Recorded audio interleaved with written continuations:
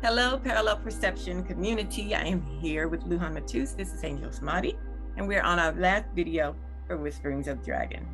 So the entire book, Lujan says, it is an advanced recapitulation from a seer's perspective. And from that perspective, we're learning how to go through the 8 gates to awakening. And we are still in the first gate. The majority of the book is for the first gate. So we're going to continue now and talk about personal power and the gateless gate of the time-space continuum. Lujan? Well, the first thing I'd like to speak about, now I just had a glitch. We should put the beginning of the video as a little video. I said the glitch of this particular video, so we've got it separate. But yeah, now I've got a glitch. Basically, advanced recapitulation is actually being in the moment. Or let's have a look at it this way. Sorry, guys, I'm upside down because we just went through something. We're just laughing. But if I go through the 8 gates. In terms of the first gate, it's got to do with reversing the eyes, reversing the gears, and internalizing in terms of your feeling, to navigate the feelings which ride inside of you from the environment to alert you to what's there. But so when we look at this, we have the first gate is the skin. So the skin progressively goes deeper and deeper inside of the body, and we look at the feeling or the antenna that we've got inside of our skin, and then we become very, very alert to the feeling of this area, and then go down. We go to the capillaries, go to the nerves, keep going deeper and deeper and deeper, and we're navigating our body with no expectation. As we navigate our body with no expectation, as we're going deeper, we draw this field of non-compliance or not expecting anything in exchange, but as we go deeper, it may hit something and it bounces back. And as it hits us and bounces us back, we don't really know what made us bounce back. So we have a color, a flare, or a feeling that bounces us back, but we don't identify with that. So we just let it go and go straight back to the beginning. And you go to your skin and you start to progressively go deeper and deeper inside of your body until there's no interference field that your body feels like a barrier to throw you back. So when you look at this, we're slowly going inwardly until we find a restful position, so that all these layers we go through, and then we find the deepest reservoir that is there's a void-like substance, a substance of emptiness. And then this is the eternal drum, the drum that is the basic fundamental element of the universe. Everything springs from nothing and appears, even though inside the emptiness there's enormous amounts of activity, and this activity reads and verifies the external phenomena, but the external phenomena has a very, very difficult time retracking back to the original state of emptiness.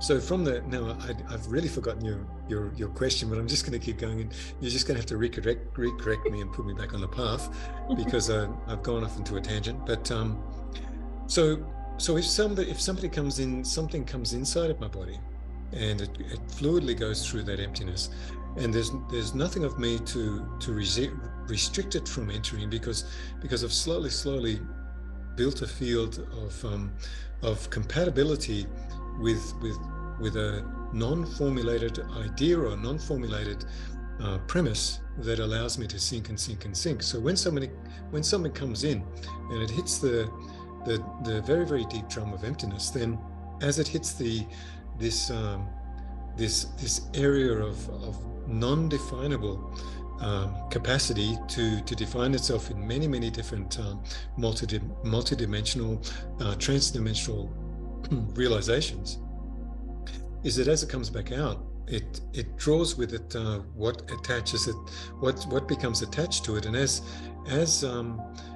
a seer, when this attachment occurs, then you find yourself with a voice and with a realization of the other person.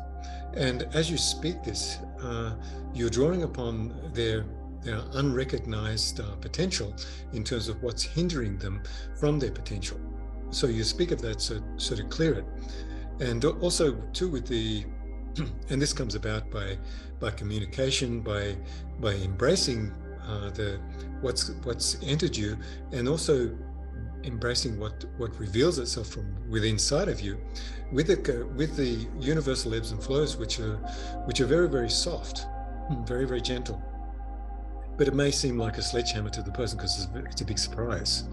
So that transports the person into the area of their own resistances. So when you translate this into normal recapitulation of somebody who's empty, then the emptiness of their being will recapitulate every single moment in comparison to what enters them. Yeah. So you don't need to go back to the past. You don't need to go to the future. You just need to stay specifically in the moment that's continually escaping us, because the moment doesn't really exist. It's tremendously mobile. So if there's any form of fluctuation inside of the body, that the experience of the person who's received the information can transport you into, this is what I've been through. It gives someone enormous amounts of comfort to actually see that somebody that's achieved haven't forgotten where they've come from and what they've been put through in terms of identifying this particular point of anguish in comparison to the point of anguish of somebody else. And as soon as you communicate that you've been there, you've been through that, you understand completely, you have access to the person's reality. And it's a very, very beautiful entanglement, because you know that what they're feeling, you've been through. Right. And that's one of the reasons you were probably drawn one to another. Yeah. With the recapitulation, can you, for those, I was going to say of us, but for those who've been taught to, that at the end of life, you're going to have a light review, you're going to have to pay for all your sins, and the whole guilt of that dogmatic expression, for you to say, we don't have to go back in the past and give an account, stay in the moment, that's so counterintuitive to so many people. So I guess I'm asking for more clarification when you talk about the time that's escaping us, how we can, because it's a great relief to know if we don't have to go through that again. But yeah, but the mechanisms of our society is bent to say, okay, you did something 20 years ago, I'm going to hold you fixed on that 20-year period 20 years ago and chase you for 40 years about 20 years ago. So this is what many people do to each other. They chase that person and don't allow them to be released, nor do they allow themselves to be released from that particular circumstance to evolve into the new moments. So so if just say that you've got enormous amounts of memories that you haven't resolved, and they're very, very deeply embedded inside of you. You can't go beyond those biases because you've got them neatly hidden in the background, and they're real for you. But if you're catering to somebody and you've hidden what you haven't really dealt with, then eventually that will be brought to the surface to be challenged by some sort of impatience or some misapplication of your being towards somebody else, because there's some form of misaligned intention, which is not really right for the circumstance, because you're meant to give yourself completely to the person without any bias whatsoever. So if you've got something hidden and it's very, very well done, it's very hidden in the background, and you pass into Bardo, you pass through a threshold. Anything that's inside of your heart you haven't resolved will become the image that will face you with what you didn't face, or what you've hidden, or what you weren't capable of looking at. And when it faces you, the first thing that happens, you'll be freed from your body. Your body will become heavy as lead, the physical body is heavy as lead, and then the vacuous part of you will leave, and you'll lose a certain amount of anchored discernment that you have in life. It'll leave you floating, and it's a very, very dangerous position. It's like if you Totally. Just imagine a tsunami's come and it's knocked down your house. You're completely vulnerable. You don't know what you're going to do next. All your fears come to the surface because all your safety mechanisms aren't there. Your anchor points, your house, everything like this. So you become absolutely vulnerable, and that vulnerability can be amplified into a monstrous scene. That if you haven't dealt with the feeling of insecurity, and you go, that insecurity will be raced at with just white light first, just the penetrating feeling of white light that is brighter than 1,000 suns, and will hit you and frighten you because it's so very, very strong, so very, very powerful in terms of how it comes towards you. And if you don't handle that, then it transforms into images. And these images then will rush at you in comparison to what you've hidden, to challenge you with what you haven't looked at before you die. So the reason why I say to everybody, let's deal with everything now, so we can make it a whisper instead of a scream inside of you. So that you can really, really understand that when your discernment is so sensitive, when something comes at you, you'll have no anchor points or no security, because you're in a realm that you're unfamiliar with, like a leaf in the wind. And this will blow you into the perspective of your internal weaknesses, and it will elevate you or amplify your fears to such a degree that you'll try and escape. And as you try and escape, what will occur is that different colors will appear, or different scenes will appear that will kind of nullify your fear by saying, okay, that's comfortable, but that comfortable place is more dangerous than what's confronting you. So then you may go into this porthole. You come back to the world. You've got no discernment about where you were, who you were previously. You've just been confronted while you're there, and the only karmic result is what you didn't deal with on your heart center. Right. But that doesn't mean you're going to be born into a family that's going to punish you. It's just you make the wrong decision with the fear, and then you come back and do it again. There's no rhyme or reason. There's no logical premise that you can guide yourself through and say, well, I can do this for merits, I can do this and I can do that, and when I get there, everything will be fine. It's totally different than what you would expect. When you come back, you won't be born into a family you've chosen. You've chosen a comfortable position that appears to be your decision, but it's because you don't want to be faced with what you can't face, so you go to that. So it's a decision you didn't really make. It's just a ways and means for you to go somewhere that's comfortable, and then you're delivered again into the prospect of being born. And as you're being born, you're then confronted with a new clean slate. You start again. And then the variables in terms of what you could possibly make as mistakes happens all over again. Yeah. So you had said in Power of Emptiness that when we get to the Bardo, or when we get in the light rather, that decision not to confront what comes to us is what triggers a reincarnation, another cycle. And so that as things come up, we need to focus on those things in the now. And yes. And all the things that were done in the past will come up as lessons for us to resolve if we live long enough. Yes. But also too, the socially engineered edifice of our whole society all over the world in every single country, it is supportive of, you've got to do this to survive. If you don't do that to survive, you'll end up in this position. When you're in this position where you have to fight for your right to survive in a society that doesn't really embrace you, you've got to fight for your own security and your own comfort. We've been set up in a very, very strange way not to resolve what we need to resolve, because what we need to do is presented as much more strong, much stronger than our need to spiritually evolve, because we need to survive. Right. So this virtually is a prison planet because of that, and the only way to change this imprisonment and fear and not being supportive for each other has got to be changed. So the whole technological edifice that we've got in terms of petrochemicals, everything that we've done has to stop, so that we can go into a new era of exploration of consciousness. We need to travel towards this, not being in complete survival mode all the time. That would be nice. Yes, To be able to it will be focus, coming. kind of like Maslow's hierarchy of needs. We got to take care of the basics before we can focus on self-actualization. So that's good. Now, in your personal power chapter, you talk about how we get the information, where it's stored in our spinal cord, and the Shingon as an interdimensional porthole. Can you elaborate on that?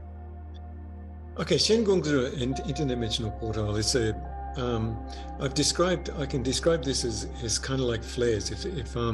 If your eyes are in tuned correctly, and the cones of your eyes haven't been damaged by particular lights that have been put in our households at the moment, you'll be able to see certain areas of somebody's body flaring, and as it flares, you enter an interdimensional state by virtue of the fact that you've identified a flare, which is a little bit removed, or quite far removed from our physical representation.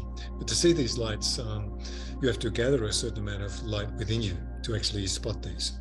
And these portholes give entry to the person's dilemma, gives you information about their feelings, so then you can recapitulate for that for the person because you've spotted it. Also, interdimensional portholes in terms of Shengongs can be created by these particular movements and pull these into our biofield. And because there is a spinning vortex, and the spinning vortexes, and in terms of the phi ratio, have different components in terms of where the spiral, the entity of the spiral, what it does in terms of the information that it gathers within the atmosphere. It pulls on photons, it pulls on reality, and pulls on a certain amount of information. Something can either enter, or you can leave this reality and see something else.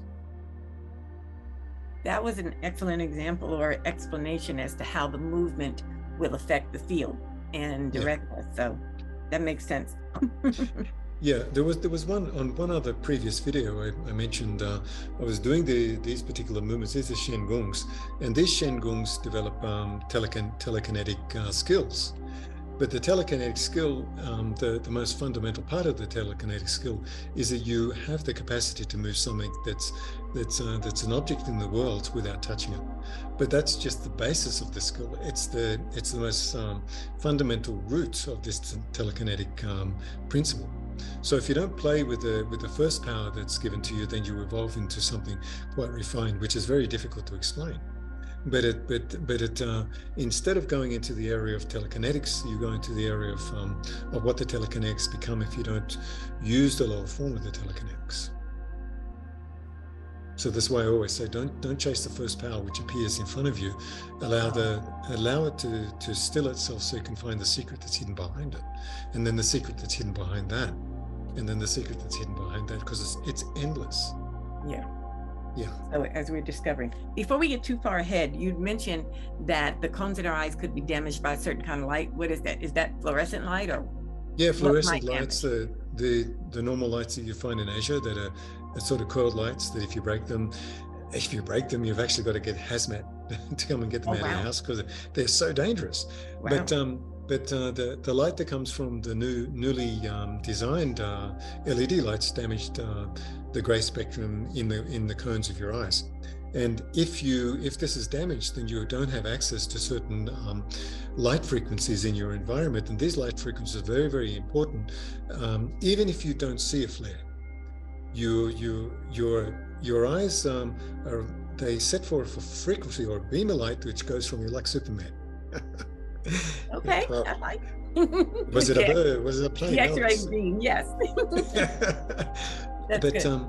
Yeah. So as you travel along your own sight, there's an expectation of these light photons to go to a distant point, and then your body triangulates with that light essence. And as it triangulates with the light essence of your eyes, you begin to understand, or you begin to formulate the information which is unseen in front of you, because even though we're in a three-dimensional world, we believe that that this is all there is, but there's substance in the empty spaces in our room.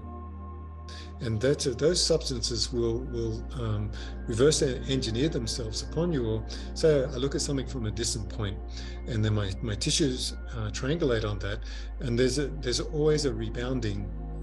It's like when you throw a ball against the wall, you wait to catch it. It's just a matter of how long do you have to wait for that ball to rebound upon your perception to actually indicate a certain amount of pathways that you can travel upon in terms of the power that's going to engage you via your practice. Okay, and that makes sense in terms of like the field being changed by our attention.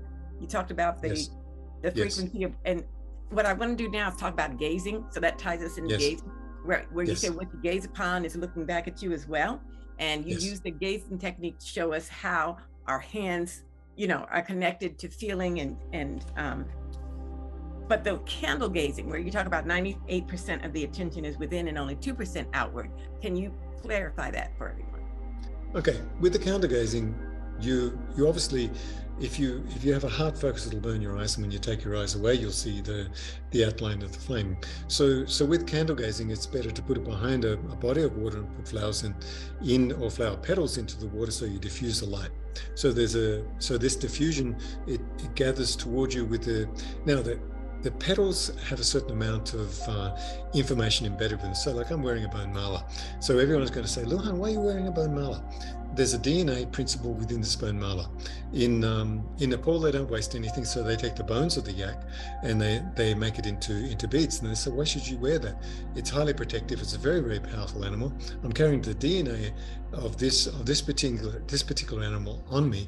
So then it reflects the stamina and the strength of that animal by virtue of the fact that you're honoring it by using every single part of its being and not throwing it away as trash. So I'm honoring this particular principle by the virtue of the fact that the people who made it to give it to me, they're honoring the fact that they've used something, but they don't want to throw anything away or waste anything. So then this becomes an act of devotion from them, and when it was given to me, it becomes an act of devotion from myself to say thank you to that animals that sacrifices life for us. So it has a vibratory force, and if the animal is honored and loved, then the prospect and the feelings within that will go inside of the person's body as a protective mechanisms and the strength of the animal. But we're not using it's only like in the Power of Emptiness, where we say the boys wear a machete. The machete itself reflects a certain amount of capacity to be threatening, but you're not threatening. It's there to protect you, and when somebody sees it, it strengthens their immunity as well. So it's an act of magic, which isn't witchcraft. It's an act of honoring the process of life to such a degree that you will not waste one single element of it. Now, so I'm long-winded, but when you take the petals of a rose, you put that in water, you don't take the thorns, because the thorns will have the effect of hurting you, because anything sharp that you look at will reverse engineer itself and point itself at you as if someone's has got an invisible arrow to hit your energy field, because they've got sharp points on it. So, and this is what I'll say to everybody: anybody who's in their 60s and 70s now grown roses on the front of their doorstep or on the front fence, they discover they never get any visitors and they become very lonely. And I said, take out all the roses, and then you'll find you get visitors, because the sharp points they injure the people as they're coming, or they're a warning: don't come anywhere near us, because we're going to scratch you. And that's what the rose, the actually pointed part of the rose will do.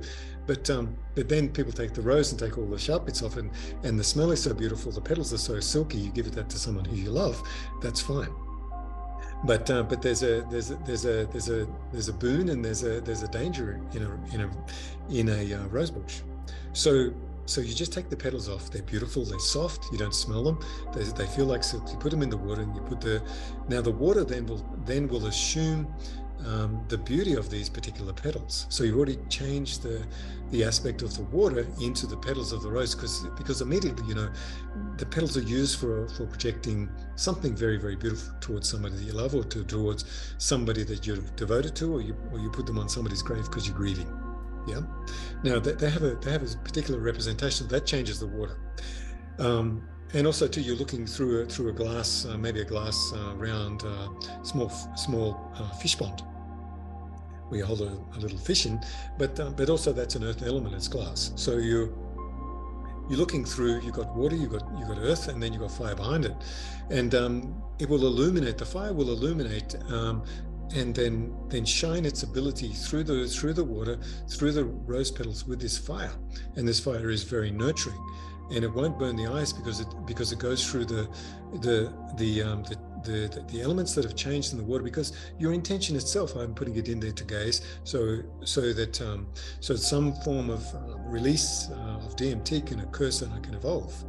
So the water is set.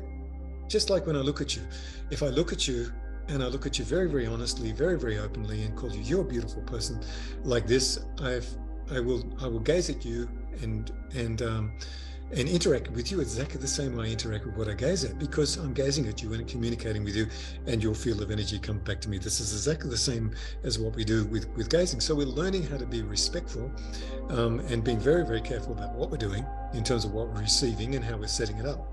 So you set it up and you gaze at it, and this enormous light comes at you, and then you gaze continually at it. Just breathe into your belly, and as you're breathing into your belly, you'll notice a blue hue starting to appear. If you go down to maybe 6 o'clock to 9 o'clock to 12 o'clock, you go around clockwise, and then you find areas of blue.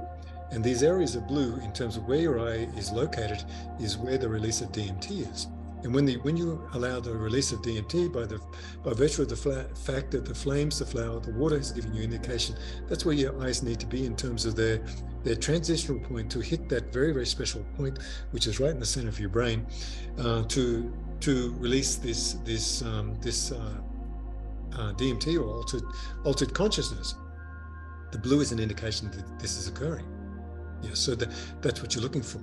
Once you see the blue, then you allow the aspects of change to come upon you, and not expect anything in exchange in terms of what you want, because the evolutionary process of your whole being is to be a surprise to itself. That's why I say intention and attention are two different things, because intention will say, well, I want this. Attention will say, I'm ready to receive, and whatever I receive, that's what I've got to be ready for. But if you set it up to say, this is what I want, you will devise a path that's very, very narrow with an end point that's a dead end street. So you better have an open heart, so that you can start to receive what you're really meant to receive. You know. Right. Oh gosh, did I answer the question? No, I'm still here. I'm still here. You answered one of my other questions that I had my finger on. But this again is talking about boy, like with the gaze. I'm sorry. No worries. So with the gazing at the flower, like you said, what we gaze at gazes back at us, and that frequency, even if it's a person, you affect their reality as well. Yes. And so to be mindful of that. Now, there's a point in the book where you talk. And for everybody else, those exercises Lujan was just talking about are expanded upon in Awakening the Third Eye. Okay, yeah. There you go. There you go. That's naughty. I'm not staying on track again, am I? Yeah, because I'm like, if they want more exercises, he's got plenty of exercises on Awakening the Third Eye. So, and a PDF if you get it on Audible. So you got pictures. Okay. You said somewhere that the gazing allows us to access the Akashic records. We were talking about differentiating between our story, his story, and the truth, that the Akashic records could be read by gazing or could be accessed. Yes, look, this is a very, very strange thing, because I have got no education. I can't read, can't write, can't spell. I can't do mathematics. I'm actually less than a fourth grader. But because I was restricted and limited in terms of this, and I think we spoke about in one of the last videos, but the thing is that whatever you want to know is available, as long as you're pure enough to ask the question, how can I access this type of information? So the very first thing that I experienced when I was a child was a strange Chinese man following me with a long white beard. You know who it was from my first book. And anyway, so then I was wondering, is that, and it wasn't frightening, it was quite extraordinary. And then I met somebody that walked along the street, and he had a gray beard. Oh, he was so strong, so lean, so muscular, but he was around my age. And I thought, whoa, that's the way I should travel to the rest of my life, to be as vigorous and as strong as this particular individual, because of having some ghost-like entity in my background in terms of the memory that was being installed inside of me. That can be read in the first book. But I saw that, and I realized, okay, this is how we're meant to be, how we're meant to live. And I saw the prospect of power that was being presented from a holographic perspective to the power that was presented in a random individual that walked past me, that anchored that into my body. Oh, that's what we need to do. That's what I need to do. So accessing the Akashic Files is a very, very interesting affair, because what I wanted was predominantly in my life already. From the age of 6, it was predominantly there, but there was really weird stuff going on since the age of 2. But when I saw that physical, the physical format of that particular guy, I realized, okay, that's what I want, that's what I need, that's where I'm heading, and I'm exactly like that. But the thing is that I've just got wiped, absolutely wiped. Okay, that's it. That's okay. I know that's it. Just ran out. Yeah, just ran out. Yeah. So when we're talking about the gazing, and that's how you were able to experience your other lives that weren't on a linear timeline, but that were some concurrent, though they had a time difference. So can you talk about how that future and past will affect each other? And the example of the Lama, if he comes back and not having a memory. Well, I'd say it would be very, very unusual for somebody who's practiced very, very deeply not to have a memory. But the Dalai Lama did say once, he said that there is a possibility that these lamas will come back and they'll only have a trace element of what they've done, just a trace element of peace and quietude within themselves. But that doesn't mean that they're going to follow the same path. It's just that they'll be kind of relaxed. So I kind of understand this, but from my own perspective, you can, if you have that small grain of sand, if you're born into a situation where you can be discovered, that can be reawakened. So that was the possibility that the Tibetans always put forward, is that they can capture someone that's in a transition before they get to a certain stage in their life, so that they can be leapfrogged through the physical text and through the guidance of other lamas, of other monks. So this is a possibility. So what about the ones who land in a Western body, who are in a totally different circumstance? If they're lucky enough to be open enough to have those hallucinogenic experiences, they're very, very strange from childhood, which open up the porthole and the possibility that things aren't quite right in our reality now. This is what happened to me. So when I was a young boy, my family thought I was insane. They really did. So I would be having experiences. I would be in bed, and I would be on the top of my on the top of the end of my bed. You know, what's it, the head of the bed, and I'll be looking in front of me. There would be a swirl of multiple colors swirling in front of me, going like this, and behind me there was a total emptiness. So there wasn't a reality in front of me, there was just swirling colors. Behind me was absolute emptiness. And as this was occurring, I was actually in the bathroom watching water go down the sink, and being totally displaced, and not even knowing I was standing there, but being fully in the reality of being transported into a trans-dimensional consciousness by the fact that I was in the bedroom, but in the bathroom at the same time. Now, my parents didn't know I was split in two. So they saw me in the bathroom, they didn't know I was in the bedroom. So my father came up with these big, heavy, callous fingers and said, wake up, what are you doing? What are you doing? Like this. And I come out of it and I look at him and said, oh, nothing's wrong, because I knew what was going on. When I got clicked away from it, it was a very, very strong indication that I was somewhere else and here simultaneously. And the reality of the callous finger of my dad wasn't a reality as far as I was concerned. That was the illusion. So I progressively went towards the reality, which was more concrete than the world that I was born in, because the world that I was born in wasn't really meant to be there, but it was the only possible avenue of rebirth that was there. And there was a bidding for my awareness, really. It was quite extraordinary. All my past lives, the ones that I can remember, and also the individual that jumped into my empty container from 360 to 80 years ago, and informed my body that it's taking over, kicked out the young boy that was there, which I'm quite happy.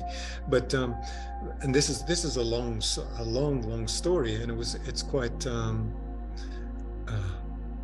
was so lucky it happened, because most people would say, oh, "You got kidnapped? Where did you go?" I said, "I don't know. I'm here. I got the memories of it, and the corresponding timelines were together simultaneously. So I had maybe 6 different timelines in my consciousness, and I was a young boy in a backwater town, where I shouldn't be. And this didn't work because I was totally diffused, couldn't interact, couldn't do anything constructive in the world because I was deconstructed in such a strange way." Yeah. Did I answer your question? Yes, and most of it was your attention. That was accessing location. I'm sorry. Yeah, that was accessing the Akashic records, but in such a multifaceted way that was very, very difficult to come to terms with. Even to today, what Master Loban did to me is still having ramifications on me to this very day. In terms of the location of my awareness is not really on one spot, so that I have access to different realms of attention. And it was favorable what he did, but the tradition that I was hijacked into wasn't a tradition I wanted to have anything to do with, quite frankly. And it's not a tradition he wanted to have anything to do with either, because he's quite an enigma. Yeah. You're talking about shamanism? Yes. The information about him is very, very unclear. Okay. It has to be because I like that word. Huh? You like that word? It's like a word that not spoken. It's like shamanism. Okay. But then, no, that does make sense. I thought you said that word's good, unclear. No, because for people to realize that as we're gazing, doing these exercises, it is a part for us to work at our karma, so to speak, and prepare for the next life. Yes, but also too, when you're gazing, you interact. We spoke about the story about gazing at the Dieffenbachia plants and how they assumed the function of its reality in terms of giving a holographic image of me when somebody walked into my Balinese home, and they would say, "What the hell, Luhan? There's a face coming at me at the speed of light, and it's your face, and it's coming from the Dieffenbachia. What are you doing? How have you done that?" But this is because when you're gazing, you slow your system down to such a degree that the energy field of you and the plant become harmonized. Your breath slows down, everything stops, and you assign your attention to that reality. So there's a transdimensional holographic image of yourself that the plant acquires from you because it's staring at you. You gain your release of DMT, you gain certain perspectives in growth in terms of growth of your sight, and then the plant itself takes that image and then transports the image of you elsewhere in terms of protecting your home. So this is like accessing the Akashic files from the perspective of the plant, because the plants can see, feel, communicate. They can communicate, and they're quite beautiful and quite tender. But they're immobile, so they're kind of at our mercy, really, because they can't run. So we just have to be sensitive enough to tune into their needs when they need water, whatever it is. Yes. And do that. Okay. Yes. Good.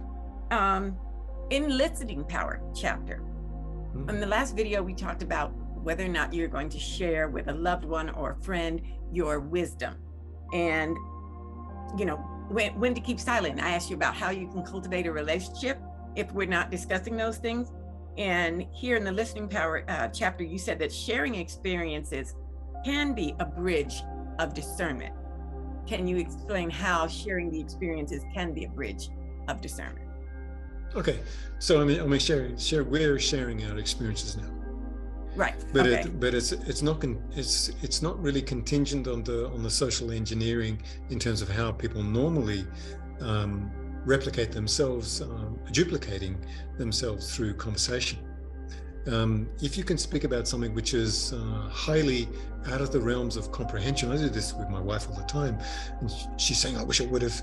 And it's, I saw you once, and it looked like you drink 5 coffees, and you're like this, and this is what I'm like in the morning. I'm like, this is what the hell? Slow down! I can't get it. Everything like this, and there's a certain amount of speed of comprehension in terms of the lubricant that comes inside your body and gives you the capacity to speak your realization so very, very quickly. And you got this on board. And I was quite shocked to see someone speaking at the same speed I was speaking at normally in the morning. I'm like, what the hell? I've met a mirror image of myself like this. So it's so the bridge of discernment is actually explaining the feeling, even though I haven't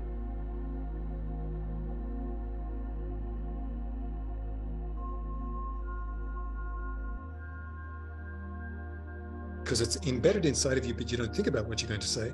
You say exactly what you know, and that's pure discernment. So you've already got the answer to that, but maybe you didn't see it inside of your character. I saw it when you did this. So how can she speak at such a tremendous speed? It's like you sped up the video 10 times, and I'm listening like this. I said, whoa, that is how you transmit information without being connected to the information. It just flows through you because you're so familiar with it, because you've been subject to it. So you're subject to a certain amount of information. It becomes voluminous inside of you. There's an enormous amount of energy behind you, as long as you don't have drama leaking the amount of energy that you can deliver to the world. That's why it's so very, very important not to be traumatized, to be in drama or anything like this, because it takes the speed of our comprehension into the slow ebbs and muddy waters of an engineered process. And we all get caught there. So the speed of our comprehension has been interfered with in terms of how fast we can assume to assimilate and to transmit that information. And it runs through you so quickly that you don't even realize how much knowledge has passed your lips to somebody else. And then you let it go because you don't have any holdings towards it. So that is a form of recapitulation. Okay. And you also said that we assimilate information through the capacity of our bodies. So how does our body help us assimilate information? Oh gosh! Now if someone that loves you comes give you a hug, what are they transmitting to you? Love, tenderness. You assume that information. If somebody comes and is mean to you, or is being mean to you, or they're being this way or that way to you, your body's going to assume to know exactly what's going on. But will the socially engineered edifice take over the original source of information, which is meant to be released from that experience? So we're all a conduit, a vessel for the release of somebody else. But if we've been trained not to know how to release, then we're caught in a loop or an eddy of repetition between each other instead of relieving each other of our dilemmas. Okay, that makes sense.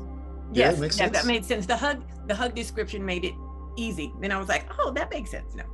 You also said that we should not leave an impression on the world. Can you expand on that? Not leaving an impression. No. Okay. So if I'm here and I go down to my office, I won't stop in between. I'll go boom straight to the office, and I go boom straight home. So there's nothing in between. If there's something in between, I'll ring Miss and say, I'm just going to be delayed 5 minutes. I won't do that to her, and I'll say, well, I'll be here, and then I'll be there, and I'll be there very, very quickly. Very rare that occurs. So you don't leave an impression on the world because you know exactly what you need to do. You're pulled to what you need to do. You don't gather certain feelings to promote the edifice of your personality. So you don't leave an impression. You allow the world to enter you, and you become the voice of the world or the voice of the environment. But we've learned to be the voice of our own self-identification. And if we self-identify, then the world is left abandoned by us. And look what's happening. Our world is crumbling in front of us. We've got the greatest extinction event going on with insects. If we don't have insects, we won't survive. We're not seeing this because we're disconnected. Yeah. So the person that is always right has to have the last word. That's leaving an impression as opposed to the not doing.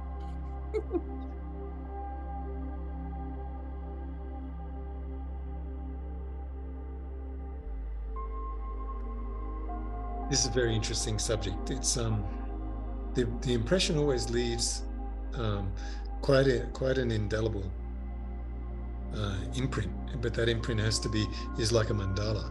You search that imprint just like a mandala, like you would look at this, and you would say, well, I look at this, and then I've got to deconstruct it.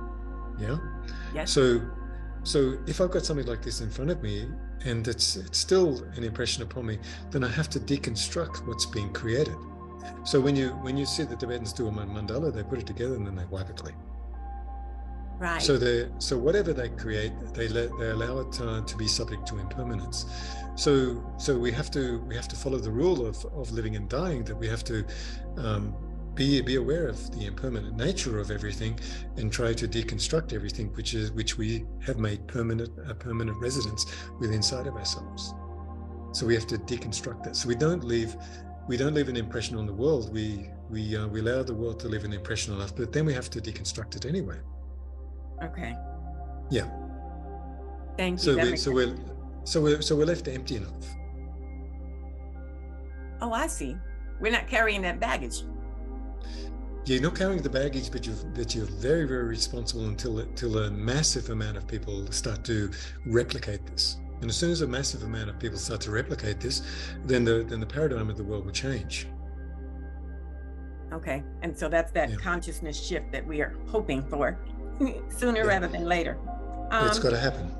When you talk about us receiving information via the frequencies we had touched on in Power of Emptiness, sent through the antenna of our biosphere, you gave the example of either lying close to a cliff or in a tree, exercises to feel those antenna, or how that works. It's a terrible feeling. It's a terrible feeling. I think I was in Singapore, and we were on the 33rd floor. Oh my God, I really hate heights. You can imagine in my first book what happened to me when I went down the elevator. But I really don't like heights. And even if I stood to the edge of it, the windows were right at the bottom of the floor, and it was like you look down and there it was 33 floors down, and my guts would go whoa, like this, and all my fibers would go to grab. So being in a tree that moves, or being on the edge of a cliff, you start to extend your fibers or your field of energy into the prospect of holding on to something which can't be held onto. So then we start to extend by virtue of the fact that the fear mechanism or the discomfort inside of your body starts to look for anchors. So it spreads, and you through that feeling of vertigo, you spread through the palms of your hands and through the bottom of your feet. Yeah. So and your whole body becomes reassigned in terms of your internal equilibrium, in terms of balance. And as you're being subject to the reevaluation of your body towards your equilibrium, you're moving an internal substance which isn't really moved frequently enough. So it's so when we do movements and everything like this, when we move forwards, something moves back. When we move back, something moves forwards, and we've got to speed up this internal equilibrium to fan out and to spread and to touch upon the world in terms of the listening power of the internal elements of your body, reaching out beyond your biofield. Because it nothing really exists, so the possibility of going beyond limitations is right at our fingertips. And so these again are just examples so that people know how they're getting information when we tune in, that these mechanisms or frequencies exist, these pathways exist, and that's how we're getting some of our information. Yeah. Okay. But at the moment, like I said, in the Power of Emptiness, there's a 50% equation going on in terms of a permanent default to stop arrogance. within someone who's progressing until they get to a certain point that the 50% doesn't exist anymore. So the 50% is I know something, but you've got the other part of the information. I'm waiting for you to unfold so we can have a very, very coherent, clear-hearted formulation of communication. Until that's there, there's a barrier of the 50% equation to ask people to be forthcoming and honest with their dishonesty and with their secrecy. So that was spoken about in the last book from the old Tibetan master in terms of how we dealt with deception. Ah, yes. Yeah. Brought that right to the light. Yeah. So you talked about basically how the fabric of the universe, or the void, is aware of itself and how we mirror what we experience. Okay, ask the question again. I know. It is aware of it. It is aware of itself. It's quite a magical affair. I've got multiple experiences in terms of my timeline being broken while I'm still living, and going into other facets of attention, which aren't really available until you die. And if you die, maybe it won't be available. But this particular fabric, this unseen fabric of the universe, I've seen it on one occasion many years ago coming towards me as a huge mask, or it looked like an oriental face, slowly coming towards me as the largest drum I've ever seen. And the information that came from that, it put me in a state of awe, but it took many years to comprehend what that was. Okay. Again, just so sometimes I'm curious as to how we get our information, and so that mirroring from the void. Yeah, we all have information. We either contain ourselves within the reasonable premise of information, or we contain ourselves within the capacity to wait for something to appear, because we're practicing energetically. Something will open up particular shengungs or portals within our reality for something to enter. Once that enters, we begin to change. Okay, that makes I know sense. I'm being very abstract, but no, but on layers, it makes sense. Yeah. So in your chapter, Gestures of the Spirit, you state that words mean nothing compared to experience. Can you elaborate on that? Yeah, words. I mean, a lot of people can talk. Mm-hmm. About everything and believe they know something, but when you put them, when push comes to shove, do they really know? So it's so the matter talking concretely in comparison to the experience you have, it's very difficult to put those spirits into concrete value. So it's so indications in terms of awakening, you may not have the voice to explain what you've experienced for 10 years. But you can pick up a book and explain something which you haven't experienced immediately. So that goes to where you said every instance of knowledge conveyed is an omen, but we have to recognize it. So we're not going to recognize everything at the instant it is conveyed. Is that correct? It depends on your speed of comprehension. Ah. You know, it depends on your speed of comprehension and how fast are all the incremental facets of your attention. They'll gather and capture like it spins. So if something comes at me, then it spins so fast, and there'll be something it'll bump into. As soon as it bumps into, it collapses, and then you take the certain amount of information from that projection, or you take a certain amount of information from that indication of the world surrounding you to formulate a certain sensory data which corresponds to your original personality. It's always different. For people, the information is always different.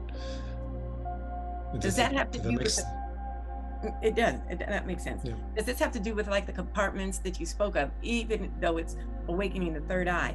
We talk about the body's capacity to receive information and our comprehension. Is that have to do with, are the compartments in our mind that process information finite, or what can we do to expand them so that we can process more information? Okay, you put them into a pinpoint of emptiness, and that pinpoint of emptiness expands, and as the emptiness expands, it becomes a receptor site for information to flow through. As it flows through that empty space, which is full, it's absolutely full of information, full of energy, and it's virtually 0 point. The energy field is virtually there's an infinite amount of energy stored behind our construct. So it's empty of itself, yet it's there's an enormous amount of energy which upholds the universe that we're looking at. So we assign our attention to what we perceive as reality, then the emptiness will give us that reality. And that's, again, it mirroring, aware of itself and mirroring back to us. Yeah, yeah. Okay. But also there's a contradiction inside of that, is that if you're socially engineered, you'll mirror the reality which has been engineered within you. So you can't grow beyond that engineered point, because there's a reason for the engineering. That means we're enslaved to it instead of free to evolve beyond the enslavement. And enslavement is repetitive situations of mind and feeling which are socialized to the degree that you can't escape them, because you're given certain limitations. And within those limitations, you begin to accept the fact that you can't escape, where in actuality, there is a possibility to escape the reality, even though you can't get out of the reality physically. Sometimes you can. If we have any fathom of something more, it's like people didn't get out of the matrix until they realized there was something else. So we're running those loops until we find out that, hey, we don't have to do this. There is something more. Yeah, but the progressive elements of human attention has to be cooperative in terms of the amount of people that can realize one thing. So it's like if there's if they want to change the emphasis of an edifice within social engineering, they every 10 years, maybe every 2 years, every 5 years now, it used to be every 30 years, maybe the grand scheme of things is to put something in there to change people's consciousness, which is a further entrapment, because you take, okay, everyone's starting to wake up, give them something else to concentrate on and take them away from that point.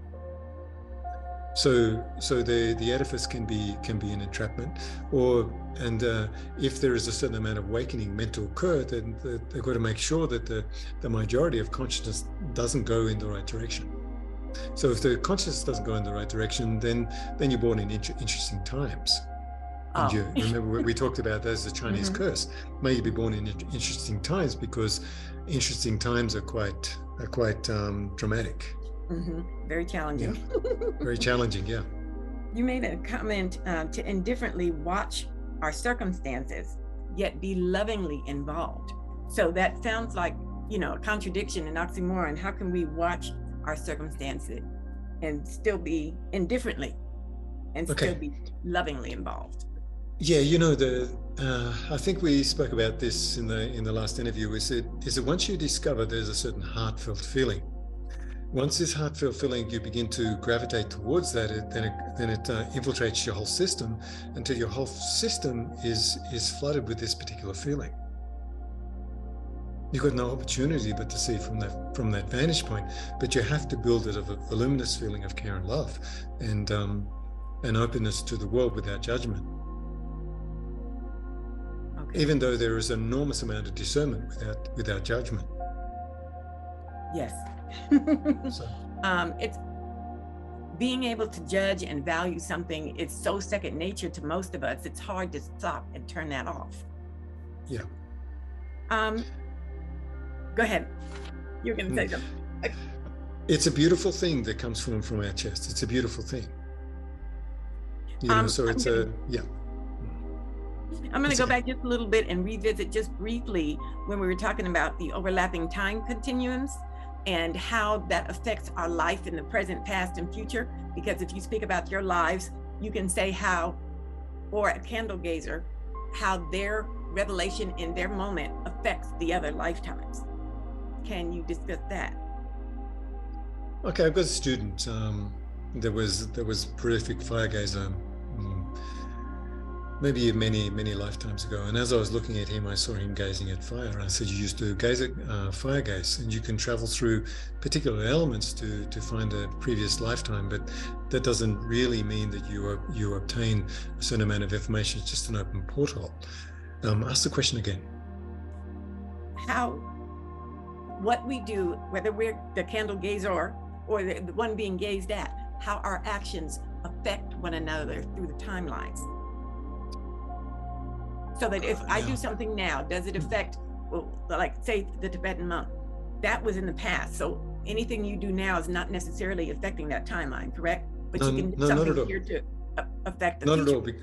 There's a very, very big barrier, and the very, very big barrier towards lifetimes is there for a reason, because you go through so much pain. People go through so much pain and so much suffering, then they die. They do it again, do it again, do it again.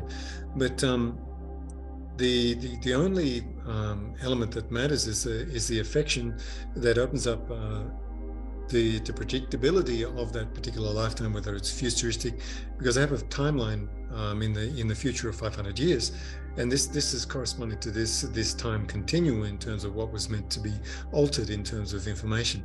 Then the timelines from the past. Did I just cut myself off? Can you still hear me? No, I can still hear you. Okay, someone went beep. I was touch the this thing. But anyway, okay, so the only thing is to give a certain amount of reprieve in terms of that timeline was open to give a valuable sense of feeling, not emotion, but feeling about that. And that feeling then is adhered to this world in terms of that is what you achieve. That's the only feeling that was available from that achievement. So then that adheres itself to this lifetime, and you follow that same feeling. And from following that same feeling, I've discovered through many different areas of consciousness which can't be entered, is attached to that particular feeling from a previous lifetime. So then the universe opens up the Akashic file, or the intimate relationship that you can have with cosmic consciousness or God consciousness. It will unfold and show something to you that is very, very hard to comprehend, but it belongs to the feeling that you cultivated previously. And even if you come back from 500 years in the future, it still is to protect this very mechanism of growth. I understand. Because I was trying to figure out, if you made a change in this life, how that would affect the future incarnation that you already visited. Yes, that is really true. If we follow our heart and be as open and as available as we can be, that will be a blueprint that you take through right to the end of your life, that will transfer itself through this particular feeling of devotion. Okay. Yeah, because when you really look at it, the emptiness is so devoted to the creation, it is always there. But when you get to the essence of that emptiness, the dynamic feeling of that is a universal connectivity, which is very, very supportive, and it's the opposite of what we're experiencing on the planet in terms of we're being devastated, that we're disconnected. Okay, that makes sense. Mm-hmm. That does make sense, and it's hopeful. It's very hopeful to know that if we're just present in this moment, we can affect our entire evolution in other places in time and different. If you have a feeling of love and devotion, everything that you've done that may have been destructed is then just cut asunder. Mm-hmm. It's so simple. Don't be who you were, be who you really meant to be. And the karmic connection of that, as long as you don't have someone gravitating toward you from the past who still want to shame and blame you, is that you still got to forgive them anyway. But once you get to a certain state of consciousness, karma stops. Yes. You want to say that again, or shall I? Once you get to a certain point, karma stops. Yes. I like that. So as we're anchoring our consciousness, our awareness, because we're still the broad picture that this book is about, advanced recapitulation. So we're finishing up the first gate of the 8 gates, which is to reverse your eyes, reverse your ears, and anchor yourself in silence. Now let's go over the last of the gates without necessarily repeating everything that's in the exercise, since the instructions are in the meditation that you freely share. But I still don't understand how we are to have attention on these gates without words, by only using gestures. So could you try that again? Break it down to a 6th grade level for me. Okay. If you feel your skin, you're actually feeling your nerve endings, you're feeling your capillaries, you're feeling your blood flow, you're feeling your bones, you're in touch with everything, because you just go like this, or you have a certain movement and you move through the movement, and your gesture pulls on certain ligaments and tendons connected to bones, and then finds alignment through all these the ligaments and tendons, and then the fascial reflex.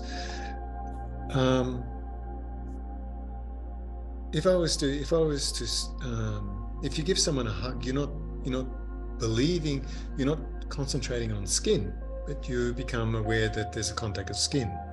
So you give contact, so the areole then will receive a certain amount of information. If there's an interference field, you become either aware immediately or 10 hours later or 5 days later about something which has been embedded in your areole, and you'll say, well, how come wasn't aware of that in the first instant? How come I'm aware of it now later, 5 days later? Why aren't I aware of it immediately? Because where you have thought forms and we have the constructed edifice of a socially engineered society, it's very, very difficult to look at something which is unprogrammed. But you're immediately programmed when you touch somebody and you contact your skin. But when you contact your skin, you got to say skin with your mind. I don't say skin. It's just like, instead of saying skin, breathe. And then instead of saying the word skin, breathe with the imagination that you're going to say skin, but you don't say skin, so you're void of words, so you breathe the word skin. Okay. So then you have contact with the breathing, and the word's not attached to it. So then the mantra is nullified, because the mantra of skin is meant to go into the areole. So the meaning of the mantra is to go into the areole of your biofield. So if you breathe and you're there, you're actually in contact without a middleman. And the middleman is it's a very subtle difference. Yeah. So if I say to you now, concentrate on your bones, but just breathe into your bones. This is the next question I think you want to ask. I don't know, but yes, maybe someone. I was going to the bone marrow. Okay, so we go to the bone, and you breathe in, and then the bones go. So you breathe in and you breathe out. So you breathe in, and you feel yourself, and then you breathe out, and then the bones breathe like this. So you're in your bones, but you're breathing in your bones through your breath. So you nullify. You don't say bones. Breathe in and out. No, you become aware of your bones, and then you breathe in and out. You become aware of your skin, and then you breathe in and out. So it neutralizes the process of words, which in English. Maybe if you say a sacred word and you don't know the meaning of it, like if I say Ekohamba Husayam Ayim, you don't know the meaning of that word, but the meaning, I know the meaning, but if I give it to somebody else, then the meaning will proliferate because it has a history. The word has a history in terms of the vibration of that particular word, the essence of the language, which is Sanskrit. So the word has a meaning in terms of the vibratory essence of it, where skin may not have the same vibratory essence of Ekoham, Bahusayam. So you repeat, if someone can't turn off their internal dialogue, I say, well, if you can't turn your internal dialogue off, then say Ekoham Bahusayam.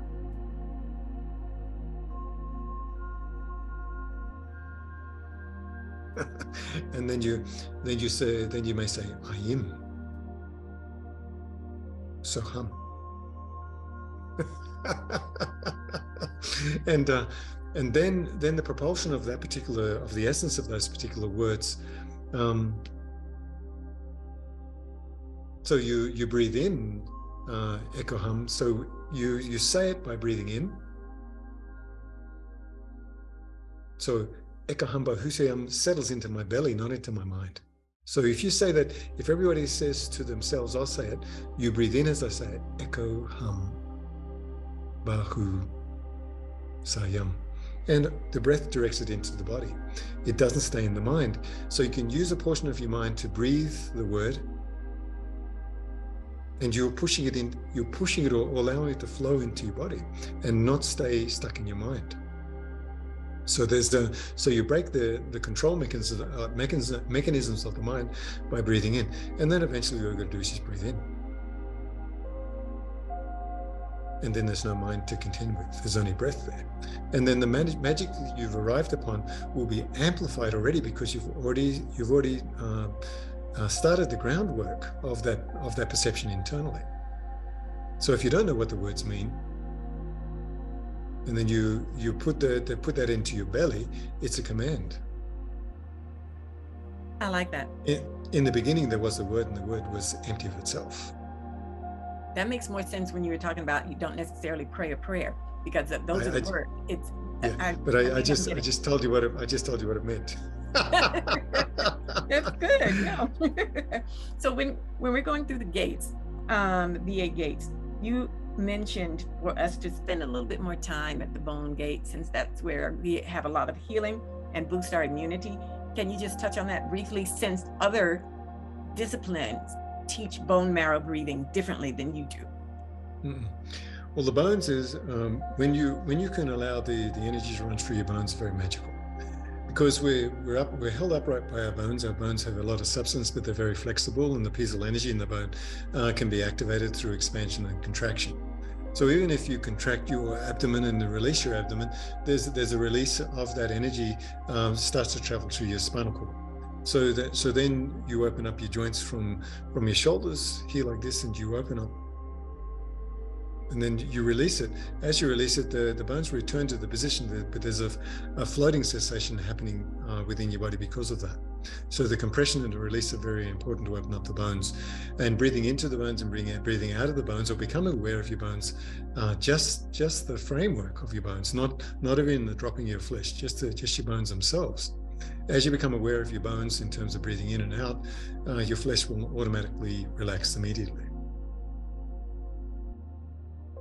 That's some good medicine, and it's free. Yeah. Yeah. I like that. You think we can use that for a headache or anything else, just kind of as a prescription? Well, if you got a headache, you just squeeze here. This pressure point squeeze here. Squeeze okay. here, and it hurts like crazy. And this may relieve, because you do have acupuncture points in the flesh, which are energetic pathways. But the bones are very, very magical. They're extremely magical. When I saw the fractal anomaly of cosmic consciousness or God showing me certain things, my spine lit up like gold. So the indication of what's in our spine is quite tremendous in terms of our evolutionary process. So being aware of the coccyx right to the crown, and becoming aware of all your bones in terms of finding the perfect alignment, consciousness changes. Okay. I like that. So when okay, in the last video, I asked you about meditation times, and you said that we should be sitting in silence for 25 minutes before we actually start. And this one, you say when we get to the heart, to the last gate, to stay there 5 or 10 minutes without totally empty. So we're not overlapping that time. Does that mean 25 minutes to get to the last gate before we do our 5 to 10 minutes in that emptiness? Yeah. Well, you see, now this is like, it's a Western perspective in terms of the time restrictions that we got, but you've got to spend a certain amount of time to be still. And I would say the most beneficial thing you can do if you can't sleep at night is to sit up, just grab your knees and be upright. It doesn't have to be any specific position, but do not move one single iota until you feel something surrounding you and comforting you like this, until it encases you and holds you stable. And this can be done in the nighttime more readily, from 12 to 5 in the morning. This can be done more readily than it can be done before any other hours. So when you discover that type of stillness, it encases you like a cocoon, but it encases you, it creeps in on you like this, until it gets to your framework, and then your framework goes, then you're absolutely still. So do you want to do anything after that? Probably not. Then you can just lay down and go to sleep. Yeah, or just lay down and go to sleep, or just realize that, so it becomes a foundation of your awareness. And all the processes of your body are assigned to your awareness anyway, your internal mechanisms. I'm not saying don't do the practice of the 8 gates. I'm saying that explore everything that comes upon you when you can become as still as possible. Okay. Yeah. And then you can if we sit here like this and we let that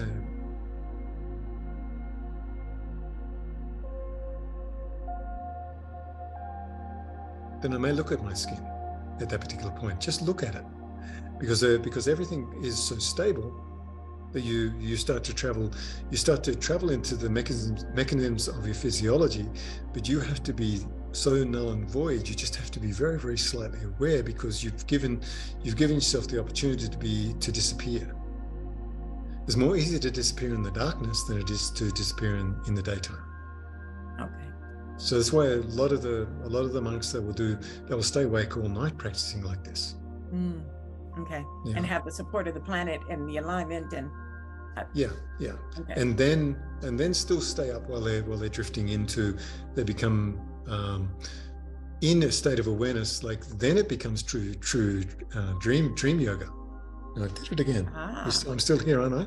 Yeah. Okay. Then it becomes dream yoga, because then you're subject to the flux of information which is released from DMT by getting into a certain state of consciousness. And then you can explore the visions which come upon you, which are really dramatic, really colorful, very, very refined in comparison to going into sleep and doing the normal so-called dreaming. Okay. Yeah, and like I said, I think in the last video I explored this to give a definition of why not to do dreaming, but then to say to do this movement, gather the essence of the moon, and then repeat like gather the essence and put it into your body, and then sit down, and then try and stay awake and go into a visionary state through your body, nodding you back and forwards and trying to get you into sleep, but every 2 hours waking yourself up once a month, just to become aware of the fact that our consciousness has a certain equilibrium that you can interfere with to such a degree that you go into a state of consciousness which has got nothing to do with going to sleep, and going into a state of consciousness which is enveloped and held away from your primary vision of consciousness. And there's another primary vision of consciousness inside the dreaming realm, which hides you from two different positions. But when the outside wakes up and looks at it, this shell disappears, and that's lucid dreaming. That's why I say it's very dangerous. Yeah. Anyway, blah blah blah. No, that makes sense, because that technique, you have a similar technique in awakening the third eye than what you just did. So another technique you mentioned here is the microcosmic orbit, and because that is, when I looked that up, because I hadn't heard of it before, there's a lot of information and misinformation. I would like to have you explain the stopping. Well, you know, when you come and see me for gravity, you're going to be working on the orbit. And the orbit is essential in terms of, if I rise up my spine and then drop down my front, and rise up my spine, drop down my front, you're actually making a wheel outside of yourself. And this wheel is promoted through opening and closing the bones, compressing and decompressing the lower abdomen, so that you can become aware of the dropping and the rising force. So that it's absolutely operational without your awareness, same as the macrocosmic elements within our body in terms of the long channels. They're already awake. It's just a matter of if I reach forward like this and then stretch and then release back, I've brought the energy to my fingertips through the stretch and then the release of that particular stretch. And with the legs, the same thing. You just solicit the opening, your attention being open to the elements of the long channels. Then you got the macrocosmic orbit. You arrive upon the macrocosmic orbit. But these are all automatically there. Otherwise, we'd be dead. It's just a matter of becoming aware of the subtleties and not interfering with the subtleties of that by imagining that we go up the spine. And you do it physically. You open up your spine. You compress down, and you keep the spine open. So you become aware of this wheel. And then it becomes like a wave, and that goes through the long channels this way too. So you can contact the internal energetics through your physical manifestation of your bones and your flesh. I guess that's too much. No. Too much information. Yeah. No, that was good. That's good. We're gonna go. Well, I skipped over a topic. I wanted to ask, when we get finished going through the 8 gates and we're in that heart-centered void space, you said of moving the energy down to the lower dantian. Is that correct? And I wanted to know why, or what does that do? Okay. From the suprasternal notch, there's a V shape here. So if I do it with a proud chest, nothing's going to drop down. So the nature of the body is to drop in the front, raise at the back. So that if you just say that you have your 6 harmonies, your shoulders go to your hips, your elbows go to your knees, your hands go to your feet, and then you've got 3 pillars. You've got your spine, and you've got your shoulder nest down to your qua. These are pillars. So these pillars have to be aligned in a certain way, and the body has to relax down from the suprasternal notch down to the diaphragm, and then the diaphragm rolls around into the lower dantian. So the only way to get to the lower dantian is to relax the front and to relax the flesh, so it drops down. So it finds the source of its of the central point, or the central axis of the power of our equilibrium is exactly in the center of our lower dantian, inside our body, exactly inside the center, 3 digits below the navel, from the kidneys slightly into the center, like this, just like a what do you call it? A telescope. Yeah, a telescope, like even from the top of the head, you have a cross section. So it telescopes all the way down the center, telescopes through the middle dantian to the lower dantian. As a telescope, you've got to find that exact center of the fontanelle crown being aligned to the perineal base. Then you lift your hips very, very slightly and drop your shoulders so everything's open. And then you begin to relax. The triangulation of your flesh goes down to its central matrix. So if you're not relaxed in the front, you can't sink into your belly, and sinking into your belly is the first method that you have to use to relax your flesh, so your flesh isn't holding on to tension. Yeah, so you let go of that particular tension to discover hidden elements within your physiology, which normally wouldn't be noticed. Right, and that's when we're holding like pain or trauma and as dense energy in the body. Yes, the organs and your physical predisposition will hold tension. Then you've got to find out where that tension is, release it. As you release this particular tension, then something is resolved or something is realized. Okay. It's just becoming more and more relaxed. Good. Yeah. I like that. Okay, now we're going to the chapter of your photonic potential. You made a statement that when we are coming from the heart, it replaces our inner dialogue. Our true photonic potential can replace the inner dialogue. Mm-hmm. Can you explain that? Well, you got I guess there's around about 46,000 neurotransmitters here, which are less than what's in the brain, but there's more intelligent here in terms of the heart and the gut connection, because the small intestine and the heart are paired organs in terms of their energetic cooperation. So that the gut and the heart have enormous amounts of information contained within it. So if we enter the body and go past the heart into the gut, then there's an enormous amount of influx of knowledge which will become available. Did I answer the question? Yeah, because what I was trying to figure out is that our inner dialogue. Let me slow down. At one point I asked you what you did in the stillness, and you said just breathe. And I'm like, okay, that's boring. But it's not boring, actually. It's very beautiful. But if we're going to silence the internal dialogue, which is quite frankly entertainment, what are we putting our attention on? So that's where you did answer the question, to get us burn off that inner dialogue. So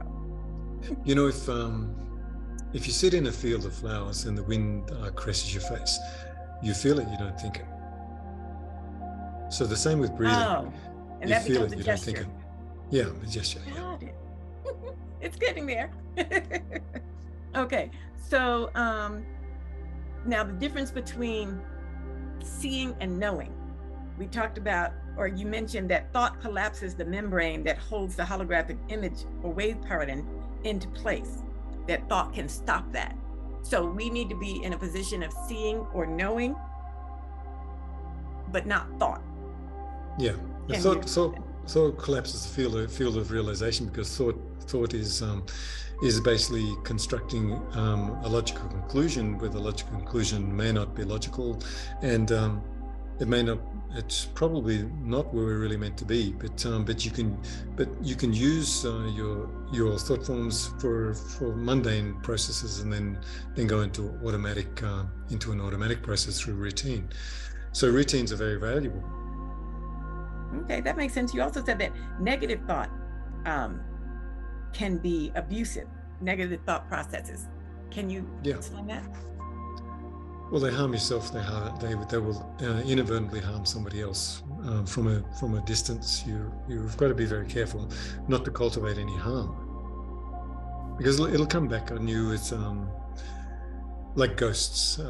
Like if I could explain what happened to me when I caught COVID 4 times, but I have an accumulation of white light inside of me. When I was in the process of coming to terms with what the COVID did, there were sort of horrifying faces coming towards the white light. And I said, you're not real. Boom, they just disappeared.